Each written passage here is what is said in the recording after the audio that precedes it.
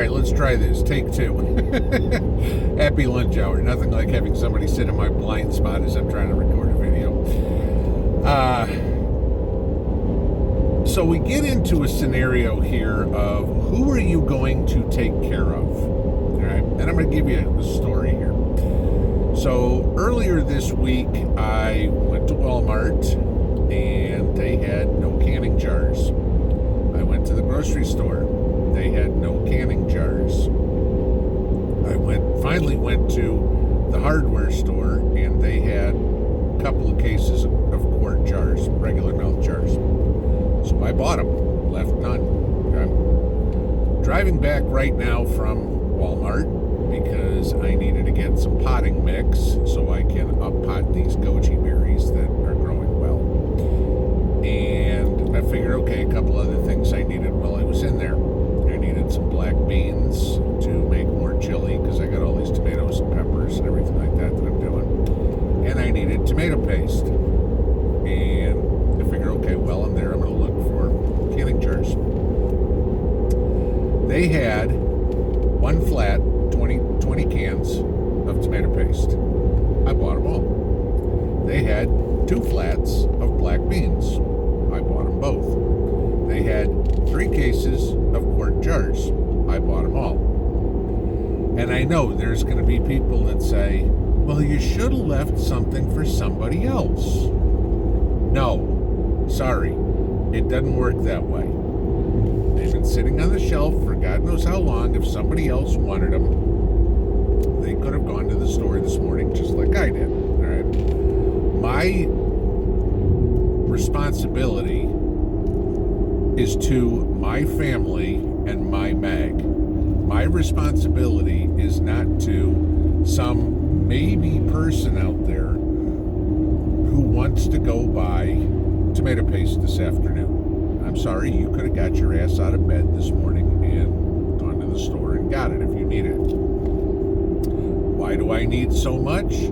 Oh, I don't know. I've still got about 12 gallons of chili I have to make. Okay? When I was at the grocery store the other day, okay, I was buying some ground beef because Mrs. B and I are out of ground beef, and so I needed some ground beef to make all this chili. As I was standing there picking up ground beef, the guy comes out from the butcher cabinet, or butcher, behind the butcher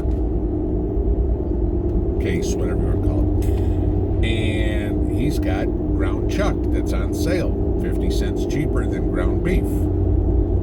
He had 6 of them. Guess what? I said, take it back, he had 7 of them. Guess what? I bought all 7. 21 pounds of ground beef. And need to make this chili. It is not your responsibility to concern yourself with the greater good of everybody else. Because I will tell you this, in an SHTF situation, ain't nobody gonna give a crap about your greater good. Okay?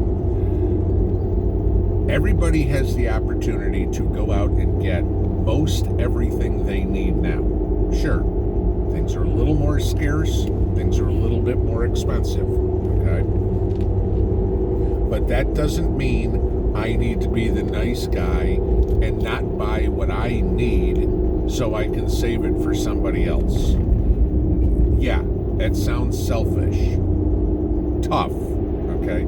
Tough love is what comes into play at this time of life. We are going to have, no doubt, a food crisis this fall when the harvest comes in.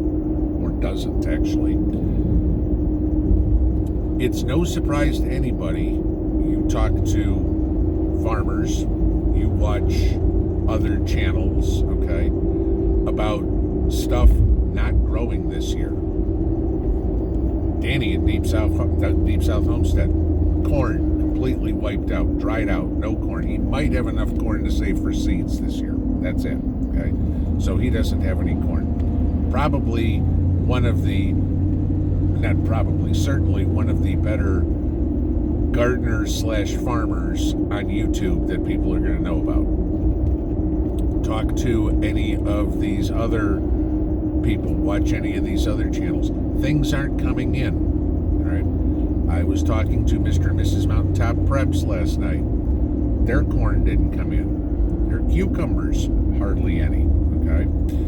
Some things aren't coming in. That's normal, because every year you get something that doesn't grow well. But when it's going to be something as important as grain,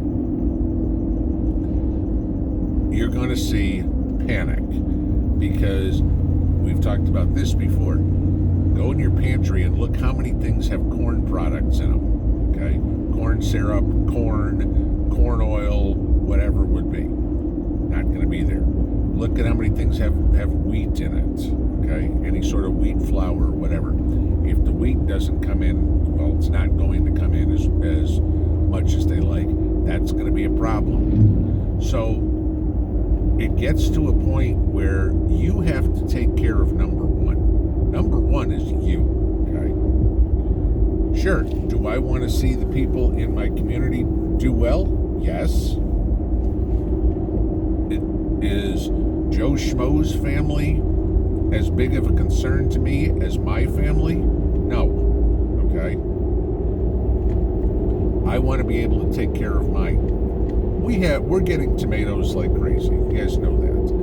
And me and Mrs. B have been giving tomatoes to neighbors and friends and stuff like that, because we've got plenty. If I've got extra, I will absolutely share. If I don't have extra, then that means basically I've got enough for us. Anybody else, any other person, especially a non-prepper, okay, is not going to concern themselves with your well-being, is not going to concern themselves with sharing, because they're not going to have anything.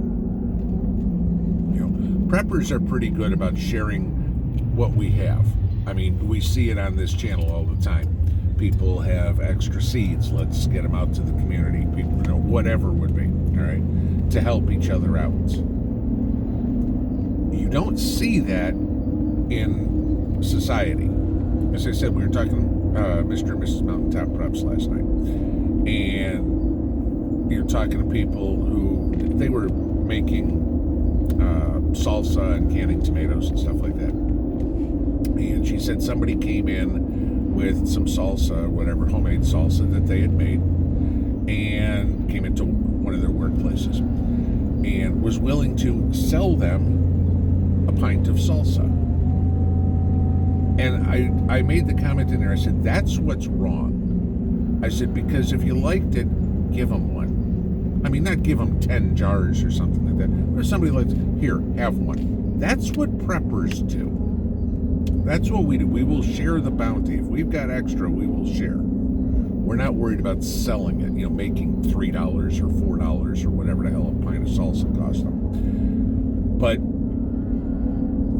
you should not, under any circumstances, concern yourself with, oh, gee, I need to leave something here at the store for somebody else. No, because I guarantee you, come fall, when food gets scarce, there ain't nobody who's going to go, oh, gee, I'm only going to buy one bag of rice when there's 2 on the shelf. I'll save it for somebody else. No, when the panic starts, think of the toilet paper run of 2020. When the panic starts, people are going to grab everything they can so they have it. We're just smart enough to know ahead of time what's going to be short. You know, food is going to be wealth, guys. All right? Food is critical for survival. But get it. Don't worry about being Mr. Nice Guy at this point. The time to be Mr. Nice Guy is over. Now it's the time to take care of number one.